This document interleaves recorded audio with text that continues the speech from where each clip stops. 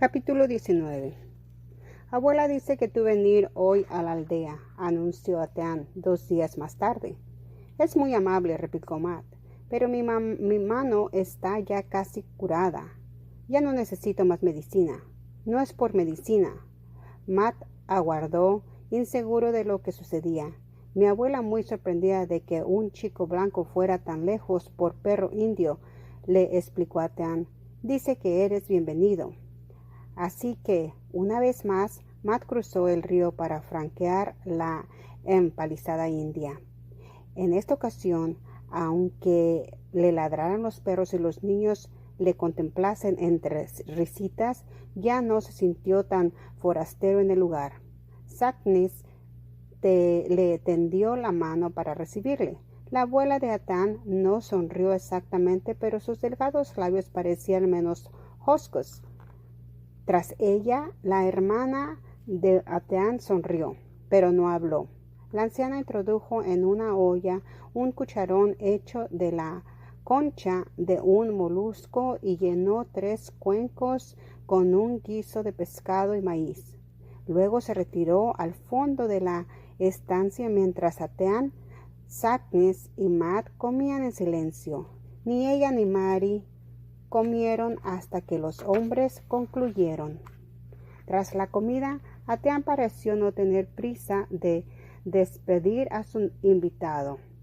Desempeñó a las 1000 maravillas el papel de anfitrión y llevó a Matt por toda la aldea. Le divirtió advertir que a cada pocos pasos Matt se detenía para ver lo que estaban haciendo las mujeres. Matt estaba rebosante de curiosidad. Sabía muy bien que Atean desdeñaba el trabajo de squad que había de realizar el muchacho blanco, pero es que Atean no tenía que preocuparse de lo que comería al día siguiente. Eran muchas las cosas que Matt deseaba aprender. Observó cuidadosamente cómo 2 mujeres majaban granos secos de maíz entre 2 piedras redondas, recogiendo la harina en bruto con una tira de corteza de árbol. Vio cómo extendían vallas sobre cortezas de árbol para que el sol las secara hasta ponerlas tan duras como piedras. Admiró los cestos hechos con una sola tira de corteza de abedul doblada y trenzada tan herméticamente que era posible hervir agua dentro. Tengo que acordarme de todo, resolvió. Si lo intentara yo mismo podría hacerlo. Durante cierto tiempo Atean respondió de buen talante a sus preguntas, pero finalmente se impacientó con aquel trabajo de squad. Condujo a Matt hasta donde se hallaban unos chicos agrupados en círculo sobre el polvoriento sendero. Agachados en cuclillas, parecían absortos en un juego ruidoso. Los muchachos ensancharon el círculo para dejar sitio a 2 más, y Matt se encogió torpemente sobre sus talones para observarles. Uno tras otro agitaban 6 pulidos discos de hueso en un cuenco de madera y de golpe los lanzaban sobre el suelo. Cada disco se hallaba marcado por una cara con un trazo de pintura roja. Los chicos se trombaban en tirarlos y el que conseguía lanzar más discos que mostrar el trazo rojo se proclamaba ganador. Con aire de jactancia recogían entonces de los demás cierto número de palitos. Luego le entregaron el cuenco a Matt. Tuvo suerte. 5 de los discos mostraron el trazo rojo, y entre risas y bromas de los demás formó ante sí un pequeño montón de palitos. ¿Qué había de emocionante?, se preguntó, en aquel juego tan simple que habían jugar tal algazara. En cuenco recorría rápidamente el círculo. Los palitos seguían cambiando de manos y en ese momento tuvo la respuesta. A uno de los chicos ya no le quedaban palitos para pagar. Con un gemido burlón se quitó del brazo un ancho brazalete de cobre y lo lanzó hacia el ganador. Así que esto, pensó Matt sin decir palabra, más pronto o más tarde también perderé yo. ¿Qué pasa? ¿Qué esperarán que les entregue? No tuvo que aguardar mucho tiempo. Cuando le llegó de nuevo el turno, todos sus discos cayeron sobre el reverso. Tristemente entregó hasta el último de los palitos que había ganado. Estalló un grito de júbilo y luego aguardaron. ¿Qué es lo que he de hacer? Pensó desesperadamente. En su bolsillo no tenía nada más que la navaja y su vida dependía de aquel cuchillo. Entonces el chico que tenía más cerca tendió la mano y tiró con fuerza de la manga de su camisa. Matt hizo como que no lo entendía y el chico tiró con más fuerza. Otros dos se pusieron en pie, evidentemente dispuestos a quitarle la camisa por detrás. Atean no hizo ni siquiera un gesto para ayudarle. Hoscamente se despojó de la camisa por la cabeza y la lanzó al ganador. Le estaba bien empleado, juzgó. Su padre siempre le había prohibido jugarse nada. Pero ¿qué iba a hacer sin aquella camisa? Era la única que tenía. Entonces Atean puso fin a la partida. Se alzó de un salto y en un abrir y cerrar de ojos sacó de alguna parte una blanda pelota hecha de piel de ciervo. Al instante los otros corrieron en todas direcciones y volvieron con delgados palos. Uno de estos fue confiado a Matt. Era un objeto curioso, ligero y flexible, con una superficie ancha y curvada en el extremo. Olvidando su humillación, Matt sonrió de repente. Con un bate en la mano era capaz de enfrentarse con cualquier indio. Bien lo sabían los chicos de Quincy. De buena gana se unió al grupo que ruidosamente estaban sorteando el terreno, pero jamás había participado en un juego como este. Tan rápido e implacable, estaba prohibido tocar la pelota con la mano y con el pie. Había que hacerla volar por el aire solo con los bates. Cuando caía al suelo, algún jugador la recogía con el extremo de su bate y la lanzaba de nuevo, girando sobre sí misma. Los chicos indios eran sorprendentemente rápidos y diestros y manejaban sus palos sin cuidarse de las cabezas de los demás y mucho menos de las de Matt. Se hallaba seguro de que no fue accidente el codazo que recibió de su ojo derecho. Aquellos muchachos estaban poniéndole a prueba. Ignorando los golpes que llovían sobre la cabeza y sus hombros, Matt se precipitó una y otra vez sobre aquella pelota tan rápida. Una y otra vez fallaban sus golpes, pero a veces experimentaba con satisfacción el golpe seco del bate contra el cuerpo de la pelota. Se alegró de no llevar entonces camisa. Si hubiera vestido tan solo un paño en la cintura como los demás, en vez de aquellos ajustados calzones ingleses, pero no tenía tiempo para preocuparse de la ropa. Por fin, y de pura suerte, lanzó la pelota hasta el agujero que en el suelo marcaba el objeto del juego. Jadeante y sudoroso, sonrió a los del equipo cuando le vitorearon y alzaron sobre sus hombros desnudos. Entonces, entre alaridos, todos se echaron a correr, cruzaron la entrada de la empalizada, camino al río, y se lanzaron al agua como ranas. Matt se dejó llevar boca arriba por la corriente, complacido de la frialdad que envolvía ahora sus ardientes mejillas.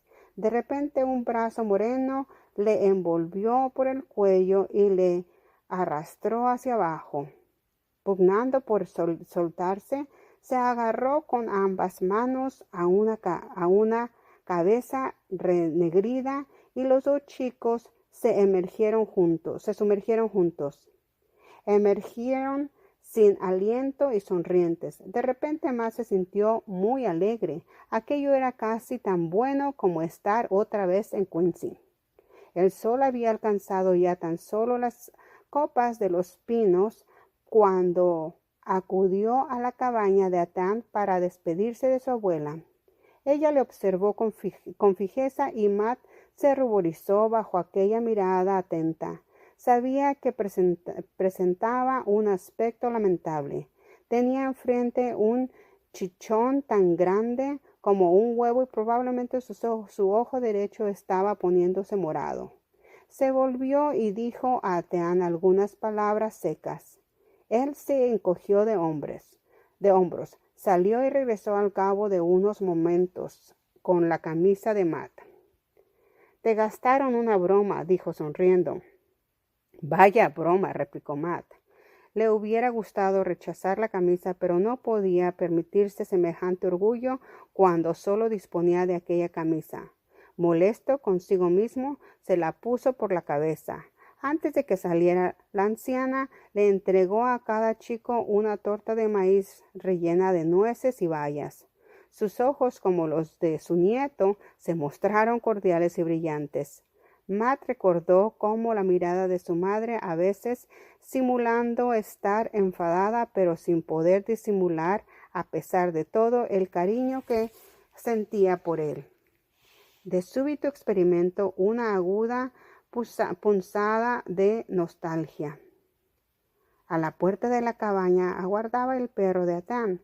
Fue cojeando tras ellos hasta el río, y cuando Matt subió a la canoa, el animal saltó tras él y se acurrucó a tan solo unos centímetros de las rodillas de Matt.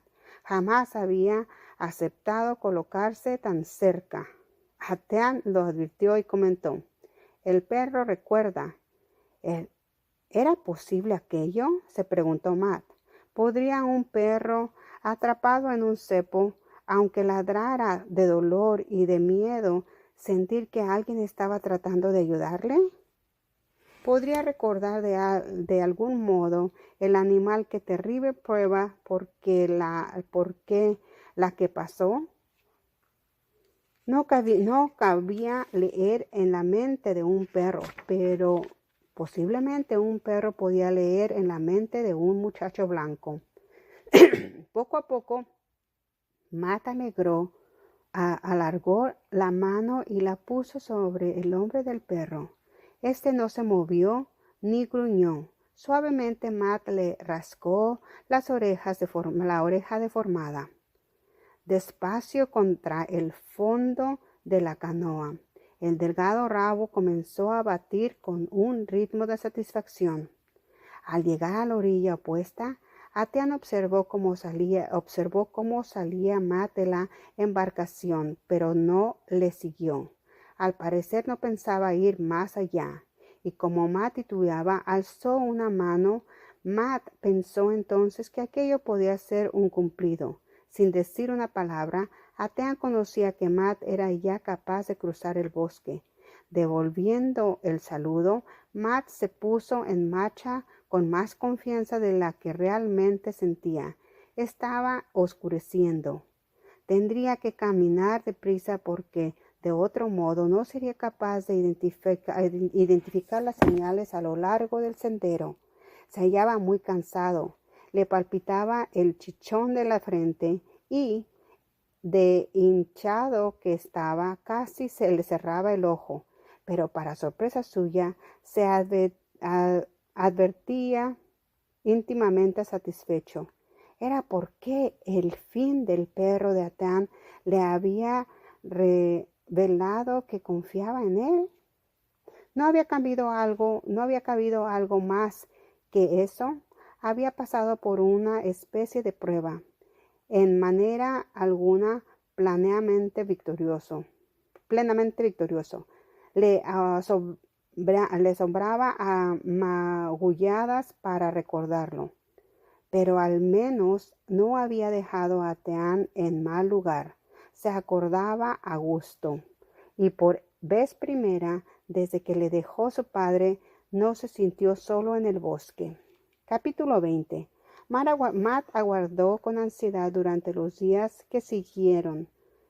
Concluía sus tareas muy temprano, de tal modo que si Atean le avisaba, pudiera estar listo para ir de nuevo a la aldea india.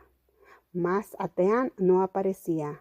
Matt resolvió tener paciencia, pero jornada tras jornada su confianza comenzó a desvanecerse. Tal vez imaginó se debía a que solo había superado una prueba. Quizás había fracasado ante los ojos de Atean. Transcurrió una semana hasta el regreso de Atean y en cuanto le vio, Matt supo que no había evitación. El muchacho indio se mostraba solemne y serio, y se asemejaba más que nunca a su abuelo. Se quedó mirando el libro que Matt abrió, pero evidentemente sus pensamientos estaban muy lejos de ahí. No quería escuchar relato alguno. Parecía haberse olvidado de las palabras aprendidas las semanas antes. Yo no recordar, dijo con impaciencia. Mi abuelo enseñarme muchas cosas. ¿Qué clase de cosas? Atean no replicó de momento.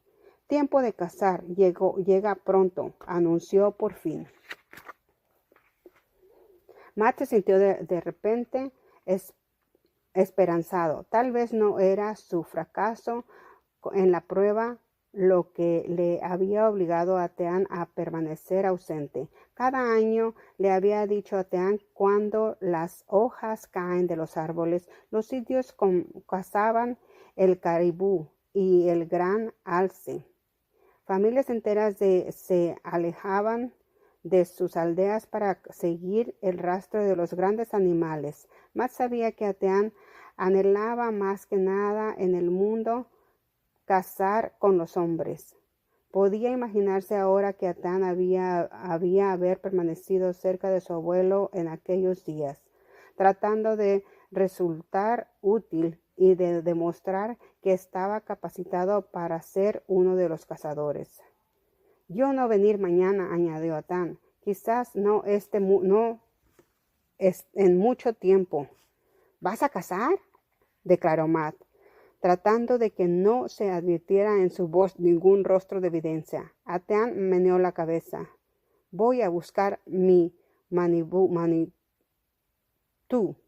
Matt se quedó extrañado. ¿Llamarían también Manitou al gran alce? Tal vez tú decir espíritu, explicó Atean. Todo muchacho indio debe tener Manitou. ¿Es tiempo para mí? ¿Cómo puedes encontrar a un espíritu? Por un momento Matt pensó que se trataba de una de las extrañas bromas de Atean, pero jamás había visto tan serio a su amigo, incluso preocupado. Mi abuelo enseñarme, repitió Atean. Manitou llega en sueño. Luego, viendo que Matt no se reía, que en realidad deseaba comprender, Atean prosiguió tratando de explicar en su inglés imperfecto un misterioso que en verdad no cabía explicar. Cada muchacho indio, le aclaró, debe tener un Manitou antes de poder ocupar su puesto como uno de los hombres de su familia. Tenía que hallarlo por sí mismo. Nadie podía ayudarle. Su abuelo había estado adiestrándole durante muchos días. Había tenido que aprender muchas cosas. Ahora había de someterse a la prueba. Iría solo al bosque.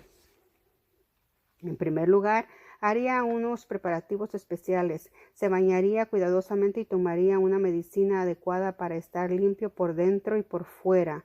Luego penetraría muy dentro del bosque y construiría con ramas un wigwam. Ahí permanecería solo durante muchos días. No comería nada en absoluto, ni siquiera bayas. Al ponerse el sol, bebería un poco de agua de un arroyo. Entonaría las canciones que le había enseñado su abuelo y repetiría las antiguas oraciones de su pueblo para que su corazón se tornara merecedor. Si hacía todo esto, si aguardaba con fe, Un día su Manitú llegaría hasta él. Entonces se tornaría a la aldea. Tendría un nuevo nombre. Se tocaría en un hombre y en un cazador. ¿Cómo sería el Manitú?, le preguntó Matt. No había modo de saberlo, replicó Atean. Podía venir de muchas maneras. Puede que en un sueño viniese un ave o un animal o incluso un árbol. Quizás no viera nada, sino que por el contrario, oyese una voz que hablara. No existiría posibilidad de error cuando llegase. Atean conocería que estaba concebido para él. Y si el Manitú no llega, mas se sintió al instante avergonzado de haber hecho aquella pregunta. Una oscura sombra había cruzado por el rostro de Atean. Había en sus ojos algo que Matt nunca había visto antes, tristeza y más que eso, miedo. Yo guardar, dijo Atean, hasta que él llegar, yo nunca poder ser cazador. A Matt no se le ocurrió nada más que decir. Se sintió aislado de su amigo de una manera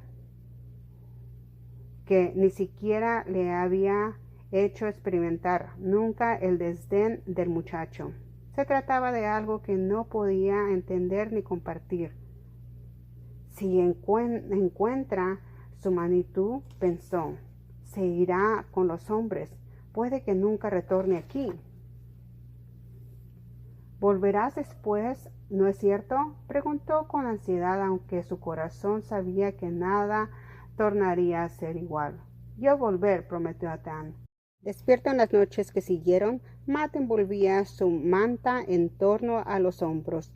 Tenía que hacer mucho frío en el bosque. No podía borrar a Atean de su mente. ¿Cómo sería aquello de permanecer sentado en su choza simplemente aguardando, cada vez más hambriento y más temeroso? Porque no había duda alguna de que Atean experimentaba temor. Matt estaba seguro de eso. Atean sentía miedo de fracasar, de tener que regresar a su aldea y reconocer que su Manitú no había aparecido. Para Atean aquello construiría una desgracia, una vergüenza, que había de resultar terrible cuando solo del tal pensamiento llevó el miedo a sus ojos. Aunque le espantase que sobreviviera al final de todas sus aventuras, Matt esperaba que Atean hallara su Manitú. Capítulo 21. Y una mañana Atean regresó. Matt había aguardado, vigilando con impaciencia el sendero del bosque, sin querer alejarse de la cabaña por temor a no estar presente cuando llegara el muchacho. Pero cuando finalmente vio acercándose a Atean, su corazón se contrajo. Atean no venía solo, su abuelo caminaba a su lado. Matt presintió que aquello significaba algo malo. Quizás Saknis había acudido a hacerle algún reproche. Con seguridad sabría que los dos chicos habían descuidado las lecciones. Temiendo enfrentarse con el anciano, Matt caminó a su encuentro para darle cortésmente la bienvenida, tal como había aprendido a dispensarla. Saknis le devolvió el saludo con dignidad. No sonreía, su rostro solamente deprimió aún más el ánimo de Matt. Luego, sorprendido, Matt se volvió hacia Atean. No se atrevió a formular la pregunta, pero vio al instante que no era necesario hacerla. Sin duda alguna, Atean había hallado su Manitú. Había cambiado, parecía más erguido y más alto. Representaba más edad y de repente Matt comprendió por qué. Los negros cabellos que habían colgado siempre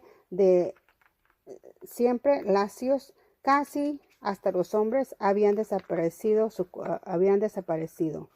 Su cuerpo cabelludo, como el de su abuelo, Estaba desnudo sin más excepción que la de un solo mechón que partía desde el borde de la frente y se trenzaba formando un moño con una cinta roja. El orgullo brillaba en él como relucía sobre su piel la grasa fresca de oso. Además portaba un fusil nuevo y flamante. —¿Tienes un fusil? —dijo Matt, olvidando todas sus cortesías. —Mi abuelo cambiar muchas pieles de castor —respondió Atán—, aunque en los últimos días se había trocado en un hombre, aún no había aprendido del todo a ocultar sus sentimientos. No dijo más, aguardó a que hablara su abuelo. El rostro del anciano estaba serio, pero no preguntó por las lecciones. —Tiempo de sol más corto —declaró—, como huellas de ave. Pronto hielo en agua. —Ya sé que estamos en octubre —dijo Matt—, quizás en noviembre. No había querido consultar sus palos en las últimas semanas. —Indios ir ahora al norte —continuó Sackins—, cazar alce. Todos indios ir. Atean ya no venir más a aprender signos de hombre blanco. Matt no pudo responder. —Padre blanco no venir —siguió Sackins—. Matt replicó rápidamente. —Tiene que estar de vuelta un día de estos. Sacknis le observó con semblante grave. —Quizás no venir declaró quedamente. La irritación estalló dentro de Matt. No podría permitir que aquel hombre expresara el temor de que él mismo no se había atrevido a confesarse a sí mismo. —Pues claro que vendrá —dijo en voz demasiado alta—. Puede incluso que llegue hoy. —Nieve caer pronto —insistió Sackins—. No bueno muchacho blanco quedar aquí solo. Muchacho blanco venir con indios. Matt le miró fijamente. Quería decir que fuese a cazar con ellos, que fuera a la cacería más importante del año. Sackins sonrió por primera vez. Sackins enseñar a muchacho blanco cazar alce como Atean. Muchacho blanco y Atean ser como hermanos. Una esperanza súbita y jubilosa brotó en la mente de Matt.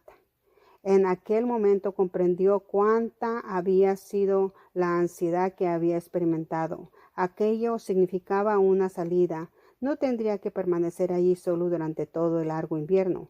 Luego, con tanta celeridad como había llegado, esta nueva esperanza que se extinguió.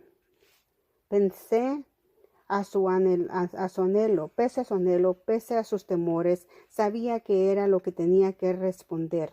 —Gracias —repuso—, me gustaría ir a la cacería, pero no puedo hacer eso. Sí, cuando mi padre llegue, él no sabe a dónde he ido. Dejar escritura de hombre blanco. Matt tragó saliva con dificultad. Podría sucederle algo a la cabaña. Él la confió a mí.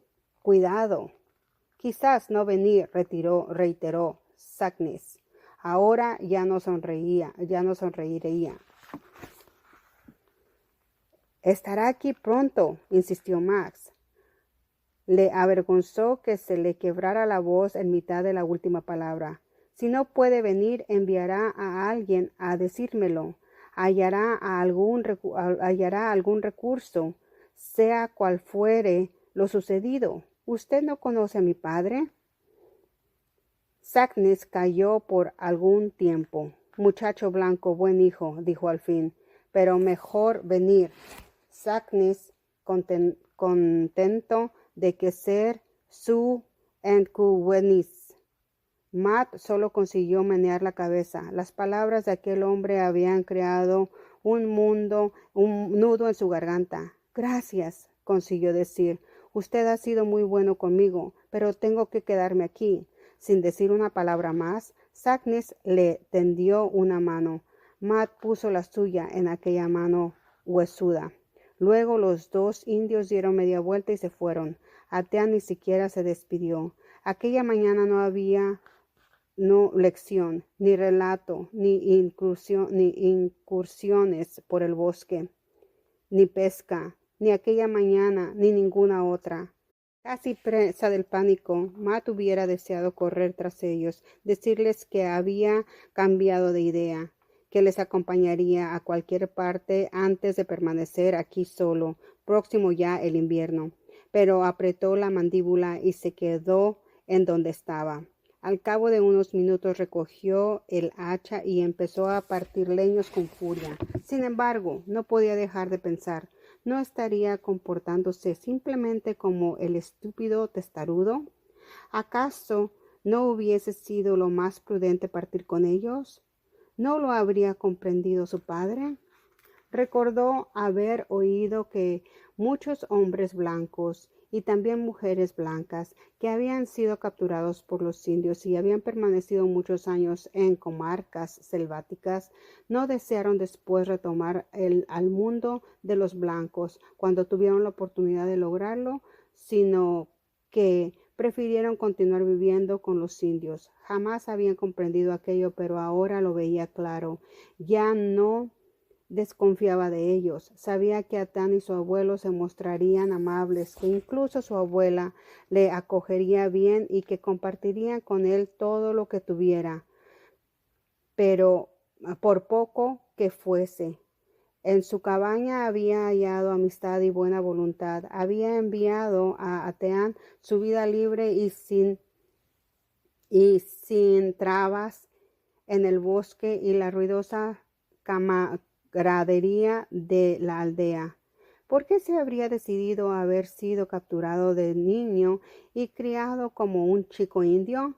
Pero no era lo mismo tomar esta decisión deliberadamente. Le enorgullecía que desearan que viviesen con ellos, pero sabía que nunca podría sentirse orgulloso como lo estaba Ateán, de ser un cazador. Él pertenecía a su propio pueblo, se hallaba ligado a su propia familia, como Ateán se hallaba ligado a su abuelo. La idea de que quizá no volviese a ver a su madre era más dolorosa que el hambre o la soledad. Esta era la tierra que su padre había dispuesto para establecer ahí el hogar de todos ellos. Era también su propia tierra, no podría huir de ahí. Le preocupaba que Ateán se hubiese marchado sin pronunciar una sola palabra de despedida. ¿Estaría ofendido? ¿Deseaba en realidad que Matt fuera con ellos? ¿O tan solo obedecía a su abuelo como le había obedecido en lo referente a las lecciones? Resultaba siempre tan difícil adivinar lo que Ateán estaba pensando. Ateán se había convertido en un cazador, poseía un fusil, ya no tendría tiempo para vagar por el bosque o para escuchar relatos, ya no habría de soportar más a un muchacho blanco, que en realidad nunca sería un gran cazador. Pero, a pesar de todo, Ateán hubiera podido tenderle su mano como hizo su abuelo.